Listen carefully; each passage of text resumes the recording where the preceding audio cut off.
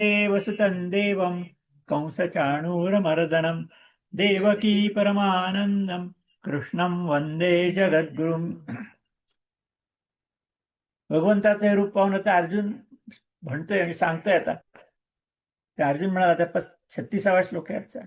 स्थाने ऋषी केश तव प्रकीर्त्या जगत प्रदुष्यत्यनुरज्यते च रक्षांसि भीतानि दिशो द्रवंती सर्वे नमस्यन्ति च सिद्ध संघा. त्या रूपाचा इतरांवर काय परिणाम झाला हे अर्जुन वर्णन करते. पहिलं तो म्हणते की त्यांना आता अंतर्यामी म्हणते. भगवंताला अंतर्यामी शब्द वापरला त्याने, की तुला सगळं माहिती आहे. आत्माजून सगळं ब्रह्मांडाची निर्मितीच केली म्हणल्यानंतर सगळं ज्ञान आहेच तिथे.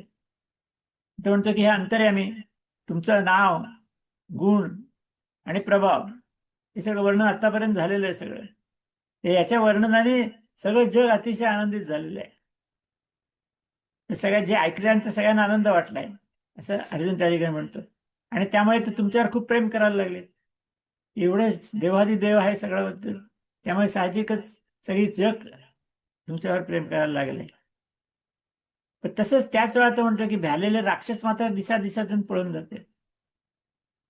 म्हणजे परित्राणाय साधूनाम विनाशाच्या दुष्कृताम असं जे म्हटलं त्याचं प्रत्यंतर आहे. हे चांगले सद्गुणी लोक जर तुमची स्तुती करतायत, तुमच्यावर प्रेम करतायत, तुम्हाला नमस्कार करतायत, आणि राक्षस जे आहेत म्हणजे त्रास देणारे दुर्वर्तनी सगळे हे पळून जात आहेत तुमचं रूप पाहून. ते भयंकर रूप पाहिलं ना आपण काल, त्याचे 11 रूप पाहिलं होतं, ते पाहून राक्षस पळून जात आहेत. आणि बाकीचं चांगलं रूप पाहून चांगले म्हणलं जग सगळं ते तुम्हाला नमस्कार करते आणि प्रेम पण करते तुमच्यावरती. आणि त्यांनी असं म्हटलं की सगळे सिद्धगण म्हणजे खूप साधना केली आहे, त्यांना खूप गोष्टी साध्य झाल्या आहेत असे सिद्ध हे आपल्याला नमस्कार करतात. कारण त्यांना आपलं खरं रूप माहिती आहे, आपली परमात्मा स्वरूपाची त्यांना पूर्ण अनुभूती आहे, म्हणून ते नमस्कार करतायत. आणि हे सगळं योग्य आहे असं अर्जुन या श्लोकामध्ये म्हणतोय. तर पुढच्या श्लोकाचं आणखीन वर्णन करताय. 37वा श्लोक आहे पुढचा. कस्माच्च तेन नमेर महात्मन गैयसे ब्रह्मणोप्यादि कर्त्रे अनंत देवेश जगन्निवास तमक्षरम सदसत परम यत. अनुभव जे गेले, अनुभवलं अर्जुन आहे ते तो शब्दात मांडतो एवढंच. तो म्हणते की आता हे महात्मन, सगळ्यात श्रेष्ठ पदवी आहे महात्मा. हे महात्मन, ब्रह्मदेवाचे अधिकरण तुम्ही आहात. ब्रह्मदेव सर्वश्रेष्ठ आहे, त्याला तुम्हीच निर्माण केलेलं आहे. त्या ब्रह्मदेवाचे आधी कारण तुम्ही आहात आणि सगळ्यात श्रेष्ठ आहेत तुम्ही. सगळ्यात परमेश्वर ना, परमेश्वर सर्वश्रेष्ठ आहे. तर अशा तुम्हाला हे सगळे सिद्ध जे पुरुष नमस्कार करतात ते का नाही करणार? करणारच नमस्कार, कारण तुमचं गंतव्यस्थान देखील तुम्हीच आहात. म्हणून ते का नाही करणार असं तो म्हणतो या ठिकाणी. म्हणजे करणारच, कारण हे अनंता, ज्याला अंत नाही तर अनंत, अशा अनंत रूप आहे. देवादिदेवा सगळी विशेषण वापरतात. आणि हे जगन निवासा, जगामध्ये निवास करणार. कणाकणामध्ये परमेश्वर असते, जगात तो निवास करतोच आहे. त्यापुढे अर्जुन पुढे म्हणते जे सत आहे आणि जे असत आहे. सत म्हणजे काय? जे कायम आहे ते कधी नष्ट होणार नाही, ते सत. आणि असत म्हणजे काय? जे केव्हा तरी नष्ट होणार आहे. ते जे ब्रह्मांड सगळं असत आहे आणि परमात्मा तत्व आहे जे सत आहे. ते सत असत आणि त्याच्याही पलीकडचं अक्षर परमात्मा तत्व, जे अक्षर म्हणजे झिजणार नाही, बदलणार नाही असं. अर्थातच सच्चिदानंद घन ब्रह्म, सच्चित आणि आनंद याचा सगळा साठा असलेलं असं जे आहे ते ब्रह्म, ते आपणच आहात. म्हणून अर्जुनाने जे पाहिलंय, अनुभवलंय, त्याच्या शब्दात तो वर्णन करतोय. हाच या 2 श्लोकांचा 30वा श्लोक आहे. आता त्वमादिदेव पुरुष पुराण त्वमस्य विश्वस्य परम निधानम वेत्तासि वेद्यम च परम च धाम त्वया ततम विश्वम अनंत रूप. अर्जुन वर्णन करतोय. अर्जुनाने जे भगवंताचं रूप पाहिलंय त्यामुळे त्याला ते बोलल्याशिवाय राहत नाही. म्हणून तो भगवंताला सांगते, ज्याने जे पाहिलं ते सांगते की आपण आदिदेव आहात, देवांचे देव, त्यांची सगळी निर्मिती भगवंताने केलेली.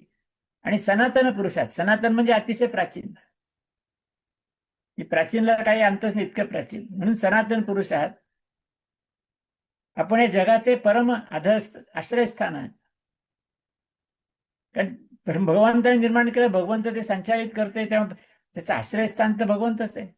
भगवंताचा आश्रय आहे म्हणून जग चाललेलं आहे. म्हणून आपण आश्रयस्थान आहात. आपण जग जाणणारे आहात. जाणणारे आहात म्हणजे त्याने निर्माण केलं, त्यामुळे काय प्रश्न नाही. आणि जाणण्याजोगे आपणच आहात. जग तर काय नश्वर आहे. आपण सनातन आहात, अनादि अनंत आहात. ते आपल्याला समजून घेणं हेच महत्वाचं आहे. म्हणून जाणण्याजोगे पण आपण आहात आणि जाणणारेच आपणच आहात, असं भगवान अर्जुन त्या ठिकाणी म्हणते. ते परमधामय आपण आहात.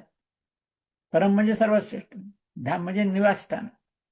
मग मूळ निवासस्थान सगळं परम भगवंतच आहे, तिथनं सगळं निर्माण झालं, त्या मूळ स्थान तेच आहे. आणि म्हणून परमधाम, सर्वश्रेष्ठ घर, की ज्या ठिकाणी गेल्यानंतर परत यायचं नाही. यद दत्वानं निवर्तन ते तद्धाम परमम मम असं भगवंतच म्हणतात. तेव्हा ते आपणच आहात. किंवा अनंत रूप पाहिलीच एवढी रूप भगवंताची एवढी रूप पाहिली अर्जुनाने, म्हणून तुमचे अनंत रूप आहेत.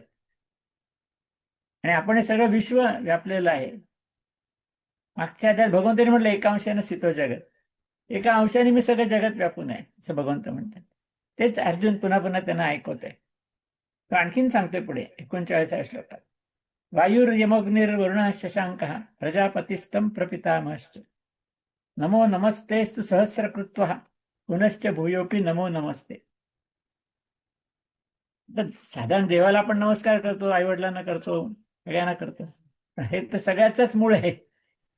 आणि म्हणून तो हजारो वेळा नमस्कार असं अर्जुन म्हणतोय त्या ठिकाणी, की आपण वायू आहात, अग्नी आहात, वरुण आहे, चंद्र आहे, यमराज आहे, प्रजेचे स्वामी आहेत, ब्रह्मदेव आहे, ब्रह्मदेवाचेही जनक आहेत. ही यादी मोठी आहे पुष्कळ. तेच अर्जुन म्हणून आठवून आठवून सगळं सांगते की तुम्ही हे सगळे आहात, कारण ते त्यांनी बघितलेलं आहे. आणि म्हणून आपल्याला हजारो वेळा नमस्कार करायला पाहिजे. मी करतोच येतो की तुम्ही 1000 वेळा नमस्कार असो असंच त्या ठिकाणी पुनश्च भूयोपी नमो नमः म्हणते, की पुन्हा पुन्हा पुन्हा आम्ही तुम्हाला नमस्कार करतोय, आणखीनही वारंवार नमस्कार करतोय, पुन्हा नमस्कार करतोय, पुष्कळ म्हणतोय अर्जुन. पण एवढं रूप पाहिलं म्हणजे चांगलं विशाल पण पाहिलंय आणि उग्र रूप पण पाहिलेलं आहे. त्या किती वेळा नमस्कार केला तरी पुरेसं पडणारच नाहीये. म्हणून तो म्हणतो की 1000 वेळा नमस्कार करतो, पुन्हा पुन्हा नमस्कार करतो, पुन्हा पुन्हा नमस्कार करतो. पुढच्या श्लोकात पण तो आणखीन काही नमस्कार करणार आहेत. अर्जुन आता खूपच नतमस्तक झालेला आहे भगवंताचं विशाल रूप कळल्यानंतर. तो आता म्हणतोय 40वा श्लोक आहे, नमः पुरस्तादथ पृष्ठतस्ते नमोस्तुते ते सर्वत एव सर्व अनंत वीर्याम इतिमिकृतं सर्वं समाप्नोषि ततोसी सर्व. तो म्हणतोय हे अनंत आणि सामर्थ्यशाली, किती शब्द वापरायचा प्रश्न पडलाय त्याला, इतकं तर विशाल स्वरूप पाहिलेलं त्यांनी. तो म्हणतो की आपल्याला पुढून मागून नमस्कार नेहमी आपण पुढून करतो, म्हणजे मागूनही करतो, म्हणजे इतकं ते विशाल इतकं महत्वपूर्ण आहे, त्यामुळे मागूनही नमस्कार असं तो म्हणते. पुन्हा म्हणते हे सर्वात्मका, आपल्याला सगळ्या बाजूने नमस्कार, तर पुढून मागून नाही, सगळ्या बाजूनेच नमस्कार आहे असं म्हणतोय तो. आणि त्या रूपाला दिशाच नव्हत्या ना, मागच्या वेळा म्हटलं की दिशाही समजत नाही म्हटलं तर, म्हणून तो म्हणतो की सर्व बाजूने तुम्हाला नमस्कार असं, कारण तुम्ही अनंत आहात, सगळ्या विश्वाची निर्मिती केली म्हणजे पराक्रमी पण आहात, म्हणून तुम्ही सगळं जग व्यापलंय, सर्व रूप आहात तुम्ही, म्हणून तुम्हाला सर्व बाजूने नमस्कार असं तो म्हणतोय. आता पुढचे 2 श्लोक जोडून आहेत ते आपण घेणार आहोत.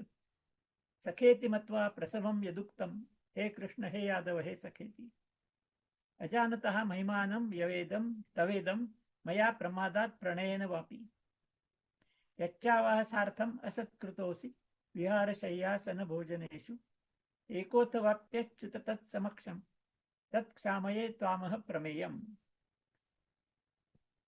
भगवान थोडे अवतारी आहे, ते थोडा अंदाज त्याला आलेला होता, म्हणून युद्धाच्या वेळा त्यांनी कृष्णालाच मागून घेतलं होतं आपल्या बाजूने. पण आता हे म्हणजे परमात्मा स्वरूप आहे हे त्याला कळलेलं आहे, आणि म्हणून ते पुष्कळ विशेषण लावलीत त्यांनी. आता ती विशेषणाची यादीच या 2 सगळ्या श्लोकात दिलेली आहे, की तुमचा हा जो प्रभाव आहे तो मी जाणलाच नाही इतके दिवसात, इतके वर्षामध्ये. मी तो क्षमा मागतोय तेव्हा लक्षात घ्या, की आपण माझे मित्र आहात असे मानलं, आणि मग प्रेमाने किंवा चुकीने हे कृष्णा, हे यादवा, हे सख्या, असे विचार न करता तुमच्या पुढे मांडले सगळे. तुम्हाला एकेरी शब्दामध्ये बोलत होतो आम्ही मित्र म्हणून.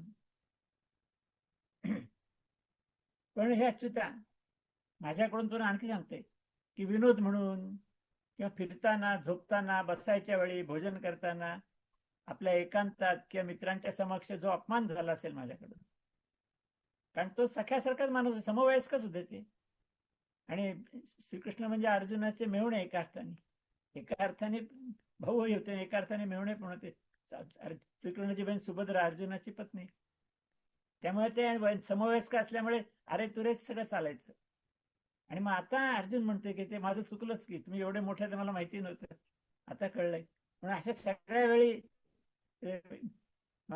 मित्रांच्या समक्ष किंवा अपरोक्ष माझ्याकडनं जर तुमचा अपमान झाला असेल, तर त्या अपराधाची प्रभावशाली अशा आपणाकडे मी क्षमा मागतोय. इतके वर्ष वापरलंय अरे तुरे, पण आता म्हणते आता क्षमा मागतो, आता कळलं मला तुम्ही कोण आहात ते. इतक्या विनम्र झालेला आहे अर्जुन या ठिकाणी. आणि पुन्हा ही विनम्रता अजून चालू आहे त्याची. काही आहे ती पुढच्या अर्जुनाने मागच्या श्लोकात श्रीकृष्णाला आतापर्यंत मित्रासारखं वागवलं, काही कमी अधिक बोललो वगैरे, त्याच्याबद्दल क्षमा मागितली होती. आता अर्जुन परत पुढे वर्णन करते आणखी. पितासी लोकस्य चराचरस्य तमस्य पूज्यस्य गुरुर्गरिया न तत् समोस्त्य नदिकः कुतोन्यो लोकत्रयेत्य प्रतिम प्रभाव. म्हणतो आपण या चराचर जगाचे जनक आहात, सर्वश्रेष्ठ गुरु आहात, अत्यंत पूजनीय आहात. काय वापरावे तेवढे शब्द कमी आहेत, कारण सगळ्या ब्रह्मांडाचा निर्माताच आहे तो, सगळं ब्रह्मांड त्यांनी निर्माण केलंय. त्यामुळे या अतुलनीय प्रभावाला त्रैलोक्याच्या आपल्या बरोबरीचा दुसरा कोणी नाहीये. हे संबंध त्रैलोक्यात तिन्ही, पृथ्वीलोक, स्वर्गलोक आणि पाताळलोक, म्हणजे 3 लोक, या तिन्ही लोकांमध्ये आपल्या बरोबरीचा कोणी नाहीये. त्यामुळे आपल्यापेक्षा श्रेष्ठ असायचा प्रश्नच येत नाही, असं अर्जुन म्हणते. की बरोबरीचाच कुणी नाही, मग श्रेष्ठ असणारच नाही त्याच्यामध्ये. पुढे म्हणतोय तो, तस्मात् प्रणम्य प्रणिधाय कायम प्रसादये त्वामहमीशमीड्यम पितेव पुत्रस्य सखेव सख्यु प्रियः प्रिययार्हसि देव सोडून. म्हणून तो म्हणतोय, म्हणूनच हे प्रभू, मी आपल्या चरणावर शरीराने लोटांगण घालून नमस्कार करतोय. लोटांगण शरीर, पूर्णपणे शरणागती म्हणजे. आणि मग आपण असे प्रसन्न व्हावे म्हणून प्रार्थना करतोय. तो पण उपमा देतोय की वडील जसे पुत्राचे, मित्र जसे मित्राचे, आणि पती जसे आपल्या प्रियतम पत्नीचे अपराध सहन करतात, तसेच आपणही माझे अपराध सहन करण्यास योग्य आहे. अपराध काय, तर त्यांच्याबरोबर सख्य म्हणून, सखी म्हणून, सख्या म्हणून वापरलं सारखं, मित्र म्हणून वापरलं. जेवताना, खाताना, राहताना. मागच्या श्लोकात तर म्हणलं होता की तुमच्याशी बोलताना कमी अधिक झाला असेल, कदाचित अपमान झाला असेल, हे सगळे अपराध आहेत माझे, ते अपराध तुम्ही माफ करा. आणि त्याच्याकरता उदाहरण, वडील जसे मुलाचे अपराध माफ करतात, मित्र मित्राचे अपराध माफ करतो, पती पत्नीचे अपराध माफ करतात, तसे तुम्ही माझे अपराध माफ करण्यास योग्य आहात, त्यामुळे तसे माफ करा, असे तो नम्र विनंती करतोय. पण थांबू या ठिकाणी. हरिओम.